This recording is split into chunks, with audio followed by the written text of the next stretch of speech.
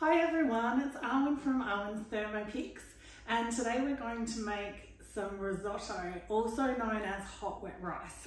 So risotto is really easy to make with a Thermomix, and you can make so many different variations. As a Thermomix consultant, we've been making the mushroom risotto, well I have now for over 10 years. So even though I have made it a lot, it is still a really good recipe. My favourite risotto recipe would probably be my beetroot risotto, but today I'm just making a parmesan, just a very simple risotto, because I'm actually going to turn it into a blue cheese risotto. So I'm just going to show you how to start the risotto. I won't be here for the full cooking time, but what we do is we found the recipe on Cookie Do and we'll press start cooking. So we've got some parmesan cheese, and that's roughly being cubed up to around 2 centimetre cubes. So we just pop that into the bowl. I've got extra because I'm going to put the rest in the freezer, and it's really handy to just have that in the freezer ready to go when you want to make a risotto. So ask us to pop the lid on and then hold on to your hats, because it's going to go up to the highest speed. Speed 10, and that's 10,200 revs per minute. So fasten your seatbelts, everybody. Not for very long though.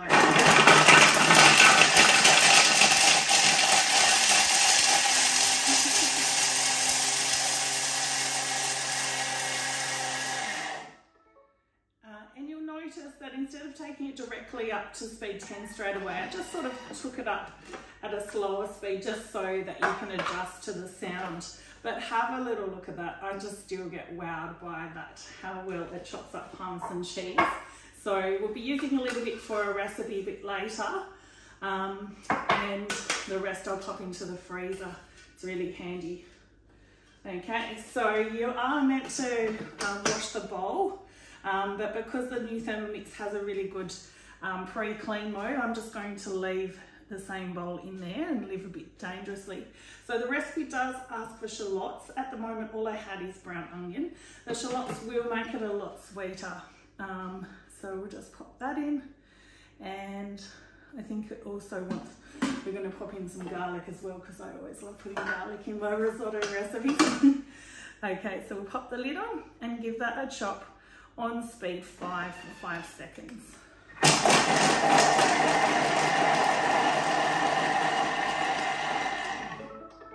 Perfect. So now we're going to scrape down the sides of the bowl. I'll just give you a little look at that. So on speed 5, that will roughly chop your onions. If you go higher than that, that's when you start to puree or finely chop everything. So about speed 7 for that. Okay, so we've scraped all the sides down, and then press next. We're going to add in our butter and olive oil. So I've just popped that into a container because I've got a really big olive oil container, so I thought it'd be a lot easier for the video. And we'll press next, and now we'll pop the lid on. So that's going to now just saute for 3 minutes. So we're on to speed 1, and we can keep this off if you want to, it doesn't really matter. So the other ingredients that I have ready is very fancy arborio rice. I've got the Coles brand this time. So yeah, that's really the rice that you need to use for risotto, of course.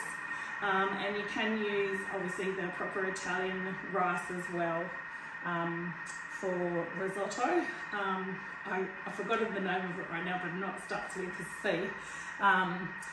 And we were able to try that rice when we were in Italy, actually.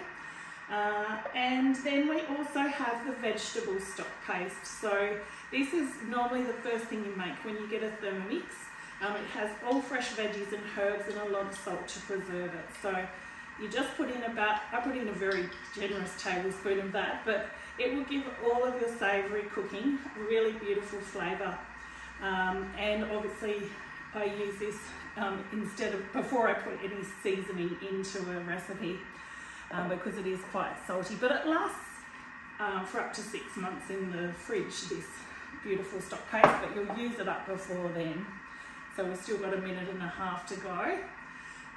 So yeah, I'm actually making this one into a blue cheese risotto, and then I'm going to use that risotto to make blue cheese arancini balls. So risotto is so versatile. You can really just put, you know, as little or as much as you want to into the recipe to change that flavour.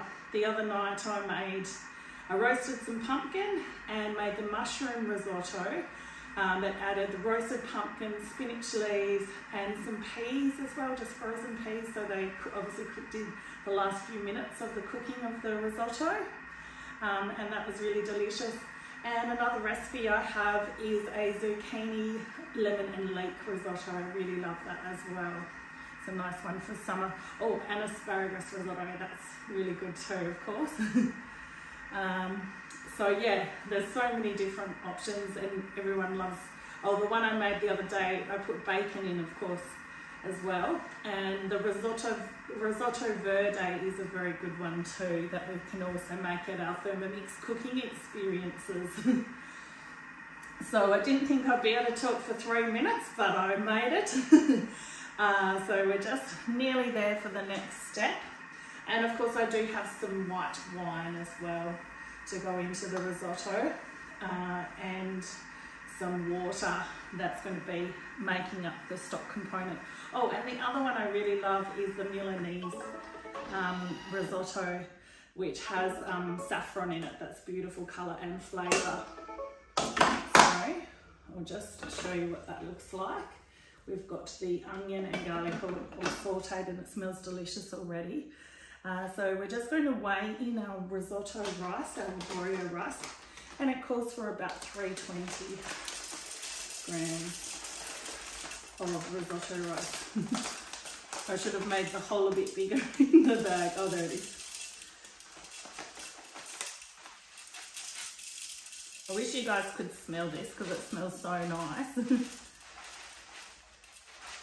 And because I'm doing a video, it's a little bit challenging with the reflection coming onto the screen, but it's pretty forgiving anyway if you just go a little bit over or under. Got a couple of grams extra there, I'm sure it won't matter. And then we'll press next, and then it asks us to cook this for another 3 minutes. Okay, so I should have chosen my regular recipe, which is a mushroom risotto, because it normally only does it for an extra minute when it's doing this section. So I might actually speed up the process just for the sake of the video. And some of your recipes will ask you to put on top the simmering basket, or we can use the splash guard. So I've got both of those here. So this is the splash guard that you get with the TM6, and you just put that on top before the lid locks. And so both of these will just help let some moisture out while you're cooking, but catch any of the splatters as it's cooking. And you'll notice now, if you can see, that the blades are actually on reverse, so it's stirring rather than chopping. And we're just going to get some flavour into there. So yes, I would ideally like to keep going for the extra 2 minutes, but I know that I have made it in a faster version of just skipping ahead to adding the wine next. So it sounds really nice. Okay, and I've also dripped a bit of something on the screen. So the next step will be adding the 100 grams of white wine. So it just has a delay before it allows the lid to unlock. I better show you what it looks like first. So that's what it looks like. So that's a safety feature. And now we're just going to add in our white wine. This recipe actually says 60 grams, so I've given it a little bit extra. And then it's going to do that for another minute. So it's really easy, as you can see, just throwing everything in. Also, you can use your thermoserver, so when it's finished cooking, it will have a lot of liquid in there still. So you just rest it in the thermoserver, And you can put some extra ingredients in there too, like some spinach leaves. They'll just wilt when the heat of the risotto is there, or some sun-dried tomatoes chopped up. They're really nice to add to risotto. And even some fresh herbs as well, and the extra parmesan cheese.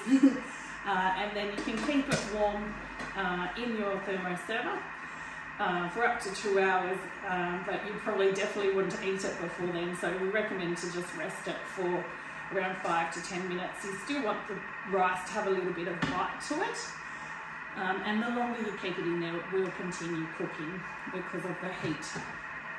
So we've just got the last little bit here. Oh, it smells so good. And we'll press next. It doesn't look much different to the last time I showed you. But now we're just going to add in the water. So it's asking, this recipe wants 820. The one that we normally make has 700. So we'll just see what we get here.